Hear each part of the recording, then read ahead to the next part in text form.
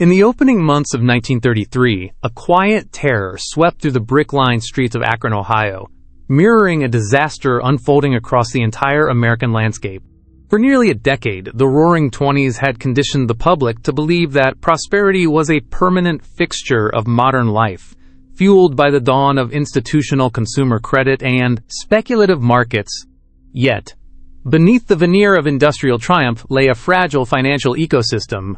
When the machinery of that system fractured, the collapse was not a slow decay, but an overnight evaporation of liquidity. Citizens who walked to work as homeowners with modest life savings woke up to find the heavy iron doors of their local banks locked tight. A simple paper sign pasted to the frosted glass delivered the devastating verdict, "Bank holiday." For millions, the institutions built to safeguard their labor had dissolved, taking with them roughly $30 billion in modern equivalent wealth. The immediate aftermath of this systemic failure forced an abrupt, brutal restructuring of the human psyche regarding survival.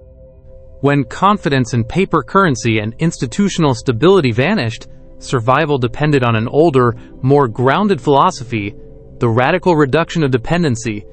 To weather a crisis of this magnitude, the individual had to pivot from a lifestyle of acquisition to an existence defined by needing less. The psychological shock was profound. Families who had begun to enjoy the conveniences of early refrigeration, commercial clothing, and processed foods were suddenly thrust into an economic wilderness, where structural safety nets did not exist. The federal government was largely unequipped to handle the scale of destitution, leaving communities entirely to their own devices. In this environment, traditional knowledge often preserved by older generations who remembered the agrarian hardships of the late 19th century became the ultimate form of capital. Survival was no longer about navigating the complexities of banking or leverage. It was about the meticulous management of physical reality. The absolute baseline of security had to be carved out of the home, independent of external systems. Those who survived without succumbing to complete ruin did so by treating every scrap of material, every hour of daylight, and every physical coin with a level of discipline that modern consumer culture would find unrecognizable. It was a world where a sudden lack of resourcefulness meant immediate deprivation, and where the preservation of the household required an airtight strategy to keep the outside world from claiming what little remained. The lessons born from this ruin were not gentle, but they forged a generation whose resilience was etched into the very fabric of their daily habits. Beginning with the absolute refusal to trust their future to the hands of others.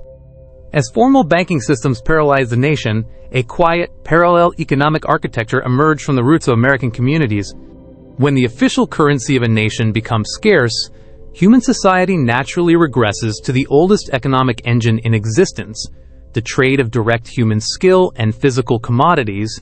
This was not merely a primitive fallback, but a sophisticated, decentralized network of survival that explicitly bypassed the oversight, fees, and interest of corporate financial institutions. Anthropologically, it demonstrated that true wealth is not inherently tied to minted metal or printed paper, but to human utility, resourcefulness, and mutual trust. Across rural valleys and dense urban neighborhoods alike, daily survival depended entirely on the strength of these local networks, sealed not with legally binding contracts, but with a simple, unyielding handshake. In this underground economy of necessity, specialized skills became the primary currency. A plumber in rural Indiana might discover that a local farmer's vital irrigation lines had fractured, yet the farmer possessed no cash to pay for the repair. Under the laws of the old monetary system, the transaction would completely stall, leaving the infrastructure broken and the harvest at risk. Under the survival economy, a mutual equilibrium was struck. The mechanic repaired the plumbing, and in return walked away with a bushel of potatoes and a side of fresh bacon. Similarly, a skilled seamstress might dedicate her evenings to altering garments for a local doctor's family, securing in return critical medical checkups for her own children. This was a direct peer-to-peer exchange that rendered commercial lenders entirely obsolete. A carpenter could construct a functional henhouse for an impoverished widow, accepting payment in a steady supply of fresh eggs every Saturday morning for 2 years. Both parties remained housed, fed, and productive, completely insulated from the broader macroeconomic collapse that was destroying the metropolitan centers. This subversion of traditional retail commerce reached its peak with the rise of organized neighborhood and farmer cooperatives.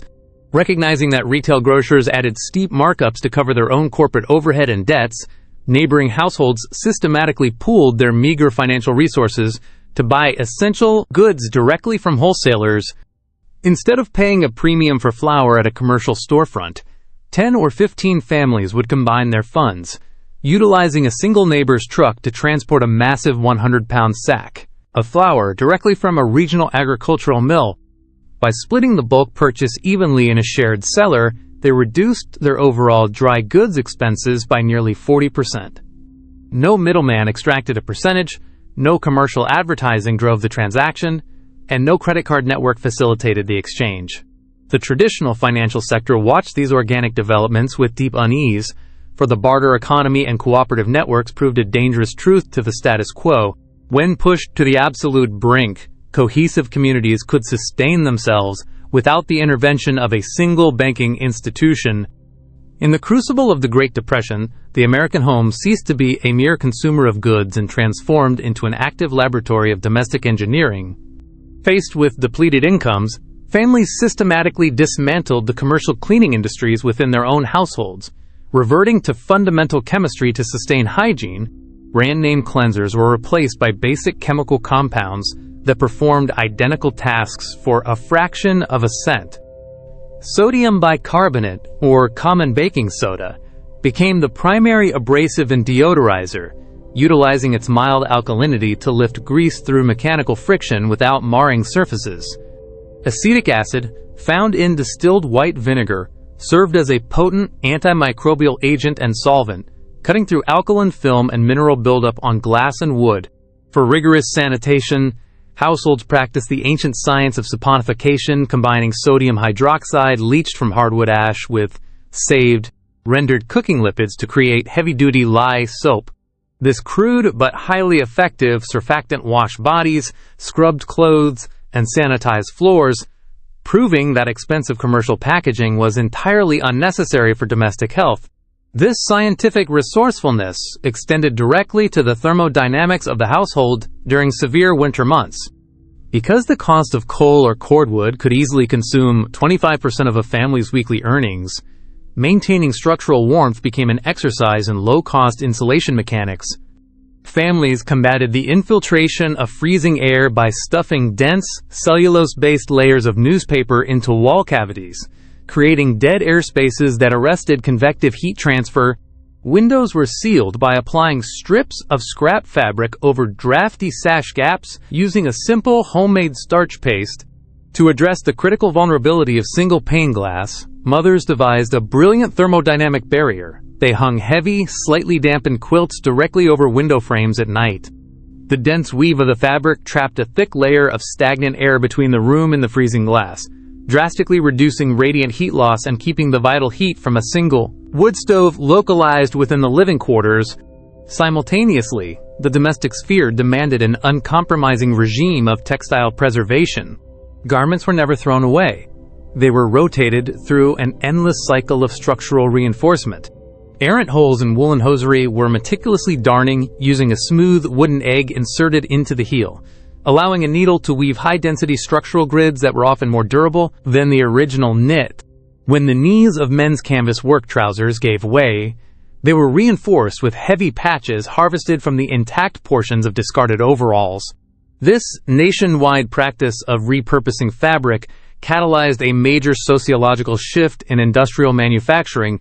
Textile and grain milling corporations, recognizing that mothers were routinely unpicking the seams of agricultural packaging to sew children's apparel, began distributing flour, sugar, and animal feed in high-quality cotton bags printed with beautiful floral, geometric, and plaid patterns. This unique intersection of corporate strategy and desperate domestic utility allowed millions of children to walk into classrooms wearing clean, dignified clothing fashioned directly from the very sacks that had delivered their family's sustenance. In the shadow of economic stagnation, the American soil was repurposed as a primary defense mechanism against malnutrition. Long before the coordinated government propaganda campaigns of World War II popularized the term victory gardens, millions of desperate families during the early 1930s had already begun converting every square foot of available earth into microfarms. Front lawns, empty urban lots, industrial right-of-ways, and even tenement rooftops were aggressively cultivated. This was not a leisure activity or a quaint hobby, but a calculated botanical strategy for caloric security. A minimal investment of $2 in heirloom seeds such as high-yield pole beans, deep-rooted potatoes, robust squash, and acidic tomato could yield upwards of $50 worth of nutrient-dense produce over a single growing season. For an urban family whose weekly income had shrunk to $15, this urban agrarianism effectively eliminated up to a third of their total grocery expenditures, shifting their relationship with food from commercial dependence to absolute self-sufficiency. Harvesting the crop, however, was only the first phase of the survival strategy. The true challenge lay in defying the seasonal rot of winter through the rigorous science of preservation.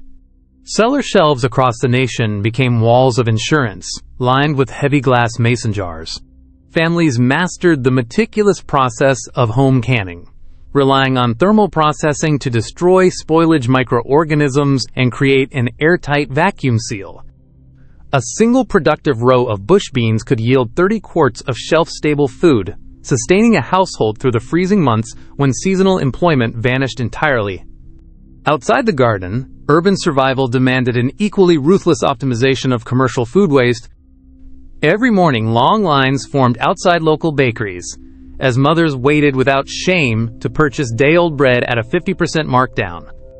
A loaf that cost 9 cents fresh was sold for 4 or 5 cents 24 hours later. To revive the stale carbohydrates, home cooks wrapped the hardened loaves in a damp cloth and heated them gently in a cast-iron oven, driving moisture back into the starches to render them soft and palatable once more. This absolute rejection of convenience redefined the American kitchen. During the Depression, the processed food industry was in its infancy, offering early canned soups and pre-baked goods at prices that represented an unsustainable luxury. A commercial can of soup cost 10 cents and offered minimal nourishment, whereas a massive pot of homemade soup, crafted from garden-grown root vegetables and salvaged marrow bones, cost a mere 2 cents per serving, while feeding an entire extended household. Baking bread from raw flour, yeast, and water cost a third of the price of a bakery loaf. This absolute reliance on scratch cooking required an enormous expenditure of daily labor, but time was the one resource that widespread unemployment had provided in abundance. By investing their hours into raw ingredient processing, families retained their scarce capital, proving a foundational tenet of ancestral self-sufficiency that commercial convenience is almost always a direct tax on the financially vulnerable. To survive an economic collapse where the structural guardrails of society have dissolved, a family had to construct an internal, psychological fortress. This architecture of absolute discipline began with a visceral, tactile method of fiscal regulation known as the envelope budget. Long before digital algorithms and banking applications abstracted the reality of currency, Depression-era households managed their scarce capital with a pencil and a stack of paper envelopes. On payday, a meager cash wage, often averaging just $18 a week in 1934, was physically partitioned into strictly labeled categories: rent, groceries, coal, medical needs, and church. The system was brutal in its unyielding honesty.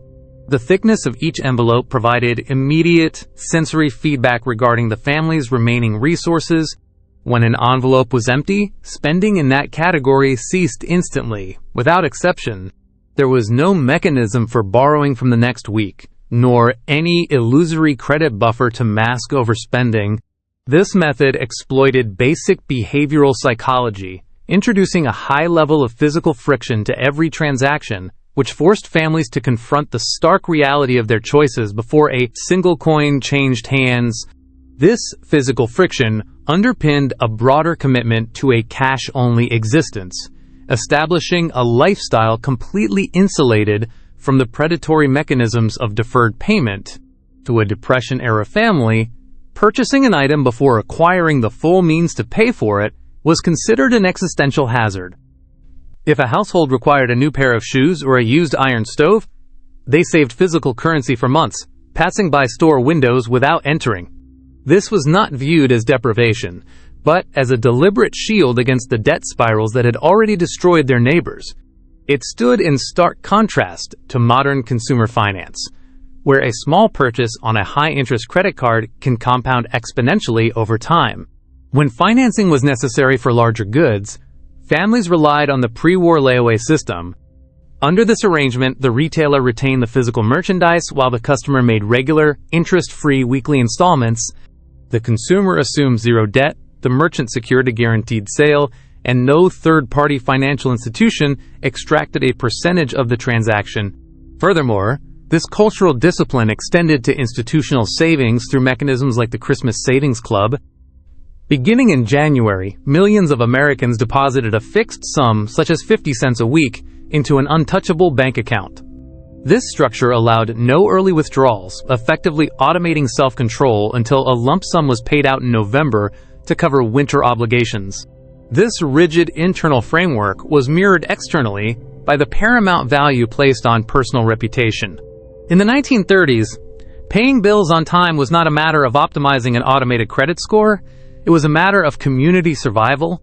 Maintaining the unyielding trust of the local grocer, the landlord, and the family doctor ensured a vital safety net during weeks when work completely vanished.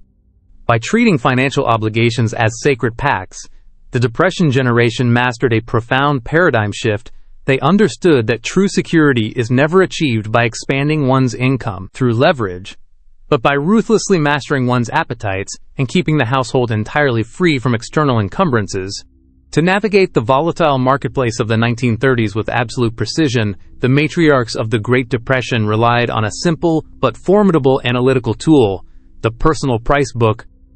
Tucked inside a purse, this modest nickel notebook held a meticulous, handwritten log of every basic staple across competing local merchants. Flour at the AP, lard at the butcher, sugar at the corner market stall were recorded and analyzed over weeks to uncover seasonal fluctuations and pricing anomalies. Shopping ceased to be an act of convenience and became a highly strategic deployment of capital. A woman armed with this localized intelligence routinely slashed her household grocery expenditures by 20%, extracting maximum value from every single coin. This granular tracking operated alongside another crucial defense mechanism, the maintenance of physical cash reserves within the home. Having witnessed the terrifying collapse of over 9,000 banks overnight, families systematically bypassed institutional vaults, concealing emergency currency in hidden wall cavities and kitchen canisters. This was not uneducated paranoia, but a rational response designed to ensure that a family's immediate survival could never be frozen by an executive order or a banking holiday. However, as the clouds of economic hardship broke and the industrial boom of the post-World War II era arrived, the American financial landscape underwent a profound and calculated transformation. The sudden return of prosperity presented a unique challenge to the expanding corporate and banking sectors, the deep-seated, unyielding thrift of the Depression generation, a population that instinctively repaired garments, cultivated their own food, traded skills locally, and refused to carry a balance was fundamentally toxic to an economic model built on rapid, continuous consumer spending. To dismantle this generational barrier of self-sufficiency, a sophisticated marketing apparatus was unleashed across the nation. The financial industry embarked on a massive psychological campaign to rebrand the very nature of thrift. Frugality, once celebrated as the pinnacle of civic virtue and moral discipline, was systematically equated with shameful poverty. The act of saving was subtly reframed as an expression of irrational fear, while the accumulation of consumer debt was repackaged as a sign of economic patriotism, confidence, and modern sophistication. Within a single generation, the most financially disciplined population in American history raised children who viewed credit card balances as a normal facet of life and disposal as progress. Desiring a better life, survivors shielded their offspring from the painful mechanics of their past victories, inadvertently severing the chain of traditional financial literacy. Today, as institutional debts reach historic heights, these forgotten methods reveal their true nature. They were never merely desperate tactics born of poverty. They were timeless blueprints for personal sovereignty, proving that true freedom has always belonged to those who choose to need less.